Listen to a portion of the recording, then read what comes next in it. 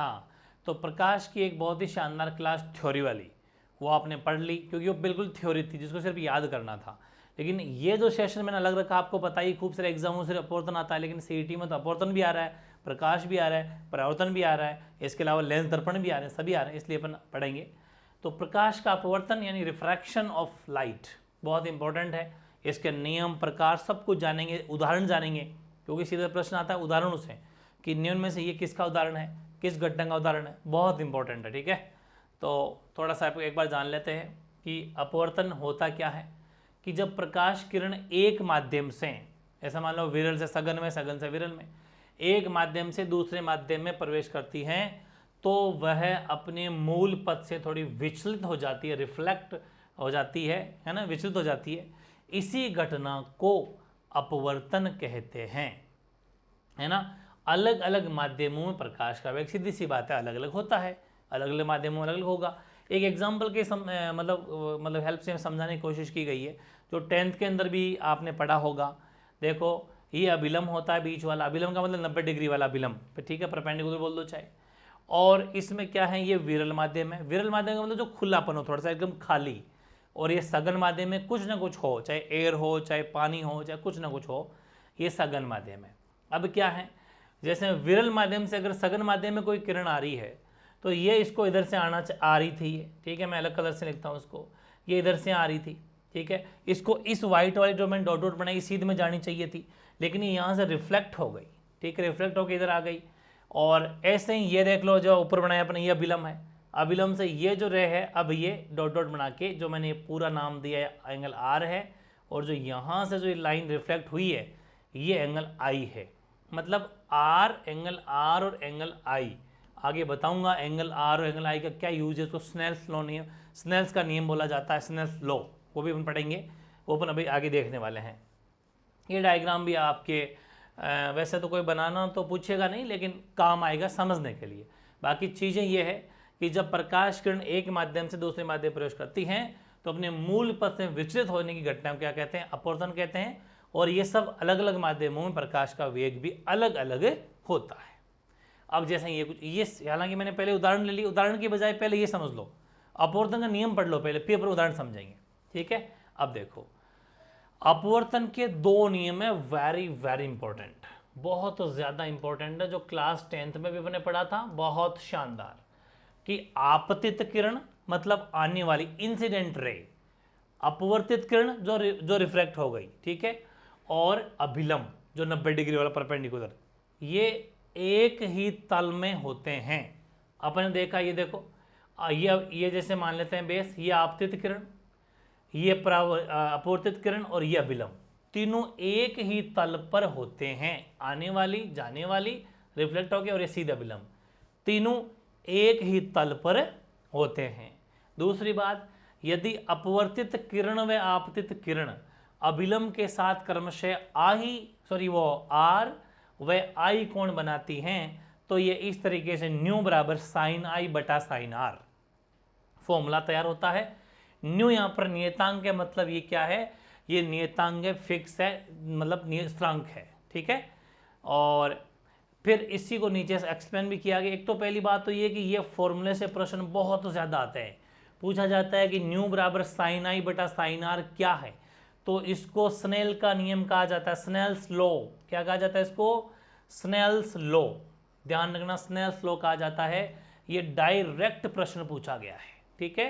तो न्यू बराबर साइन आई बटा साइन आर स्नेल्स लॉ है, स्नेल का नियम है।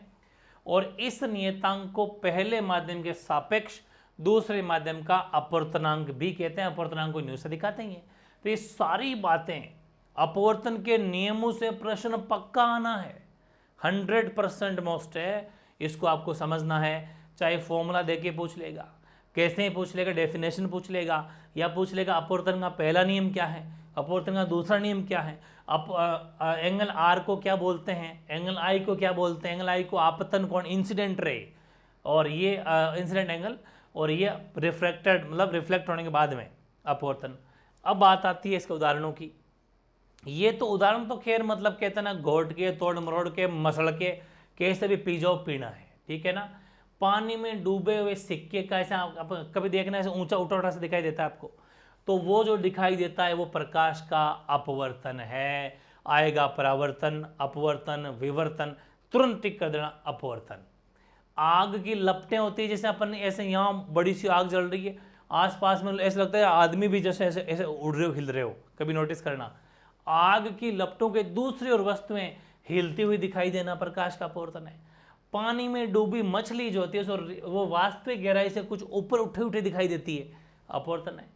पानी में डूबी पेंसिल या किसी छड़ का ऐसे अपन डुबोएंगे, ऐसा लगेगा वो टूट गई हो, जैसे मुड़ जाती है, बिल्कुल अपवर्तन है। तारों का टिमटिमाना, ठीक है, क्योंकि वायुमंडल में वायु की विभिन्न परतों का अपवर्तन बदलता रहता है, इसलिए हमें, क्योंकि तारे में हमारी आंख से देखेंगे अपने तारों को, बीच में हमें एटमॉस्फेयर को इस हमारे इस वायुमंडल के से अपना प्रकाश गुजरेगा, ये बहुत सारे पार्टिकल्स हैं, बहुत सारे कण हैं, इस वजह से तारे में टिमटिमाते हुए दिखाई देते हैं, ठीक है। और वही सूर्योदय व सूर्यास्त के समय सूर्य का क्षैतिज से ऊपर और नीचे थोड़ा हमें ऐसा प्रतीत होना है। सारी घटनाएं इनको भाई सिर्फ रटना होता है। ये उदाहरण है, प्रैक्टिस कर करके याद कर लो, ये अपवर्तन है ना कि परावर्तन, ये जरूर ध्यान रखना, ठीक है। और ये अपने समझ लिया था।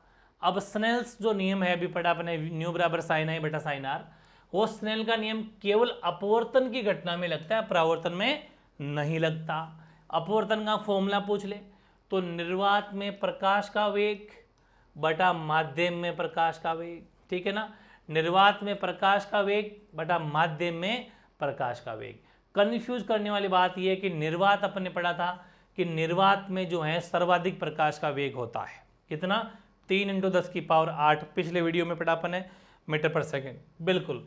तो जो बड़ा है उसको ऊपर रखना है, माध्यम को नीचे रखना है, कभी कंफ्यूजन करने के लिए, कंफ्यूजन पैदा करने के लिए वो माध्यम ऊपर लिख देते हैं, निर्वात नीचे लिख देते हैं, दोनों को मल्टीप्लाई में लिख देते हैं, कभी माइनस लिख देते हैं, कभी प्लस लिख देते हैं। तो ध्यान रखना है कि दोनों अपोन में आएंगे, लेकिन निर्वात में जो प्रकाश का वेग होगा ऊपर और माध्यम में प्रकाश का वेग नीचे, ये अपवर्तनांक का फॉर्मूला है।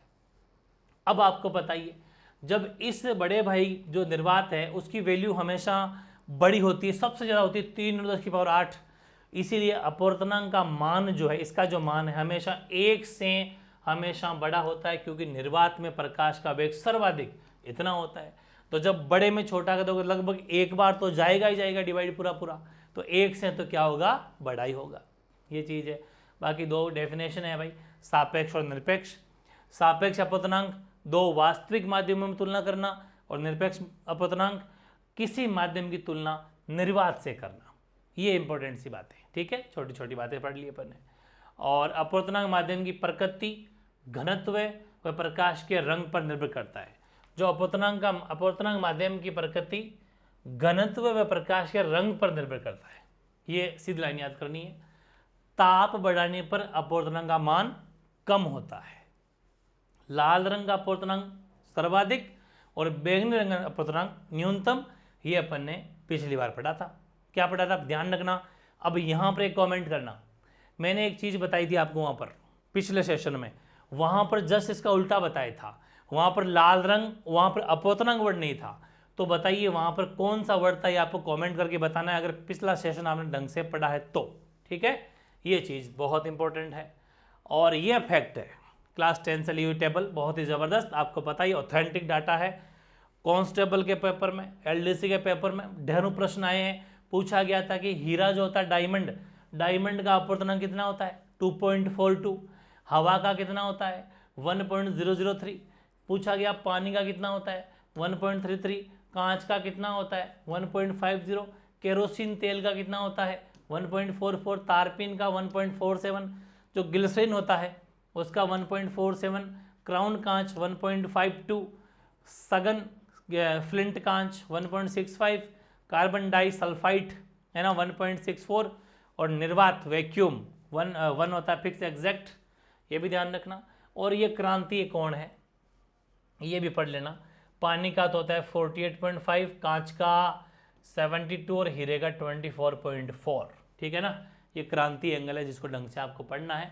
ये डेटा है, हमेशा से रटते आ रहे हैं अपन, क्योंकि फैक्ट है, इनमें कोई ट्रिकबाजी भी नहीं होती, सब याद ही करने पड़ते हैं। लेकिन बार बार प्रैक्टिस करने से कुछ अपनापन नजर आने लग जाएगा, तो चीज़ें समझ में आ जाएगी, है ना। जैसे हीरा है तो हीरा कहते हैं ना भाई 2 2 2 4, हीरा है, डायमंड है, तो वो वाली चीज़, हवा फैली फैली सी है हवा, ठीक है। और ये जो है यहाँ पर जो वैल्यू है भाई, ये कांच वाली 7 पॉइंट, हाँ यहाँ पर देखिए इसकी जगह हीरा कितना है, हीरा की जो वैल्यू है वो 24.4 दे रखी है। तो ये ध्यान रखना, यहाँ पर हीरा, दोनों में कन्फ्यूजन वाली बात पैदा हो सकती है। कन्फ्यूजन नहीं है, ट्रिक बैठ जाएगी।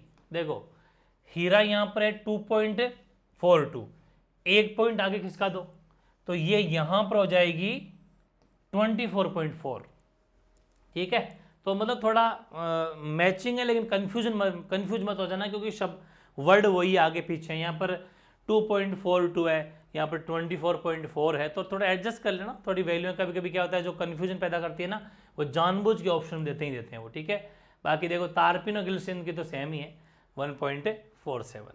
और बाकी छोटी सी बात है, वायु से पानी, पानी से कांच, कांच से हीरा, और गर्म वायु से ठंडी वायु, और गर्म रेत से ठंडी रेत, ये ज़्यादा सघन होती है भाई। वायु से पानी ज़्यादा सघन होता है, पानी से कांच ज़्यादा, और कांच से हीरा, गर्म वायु से ठंडी वायु ज़्यादा सघन होती है, और गर्म रेत से ठंडी। ये सीधे प्रश्न है, ये आपको अभी छोटी सी बात लग रही है, जबरदस्त प्रश्न छपते हैं सीधे सीधे कि गर्म रेत व ठंडी रेत से दोनों में से ज़्यादा सघन कौन है, तो गर्म रेत से ठंडी ज़्यादा सघन होती है। वैसे वो तो खैर वायु के लिए भी सेम ही कहानी चालू रहेगी, कांच से हीरा होता है, पानी से कांच होता है, वायु से पानी होता है, ठीक है, ये ध्यान रखना। और एक नोट इंपॉर्टेंट है, परावर्तन, अपवर्तन और पूर्ण आंतरिक परावर्तन द्वारा वर्ण विक्षेपण का सबसे अच्छा उदाहरण आकाश में दिखाई देने वाला इंद्रधनुष है। इंद्रधनुष का मतलब रेनबो, ठीक है, रेनबो देखी होगी आपने बिल्कुल बारिश के बाद में।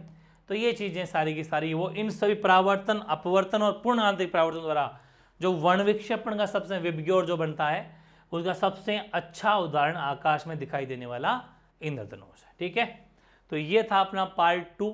कैसा लगा जरूर कमेंट करना, छोटा सा प्यारा सा, एक भी प्रश्न बाहर नहीं जाएगा, ठीक है ना, एक भी। ऐसे ही अपन नेक्स्ट पार्ट आपको आ रहा है, वो मिलेगा आपको परावर्तन का, ये अपवर्तन का है, वो परावर्तन का।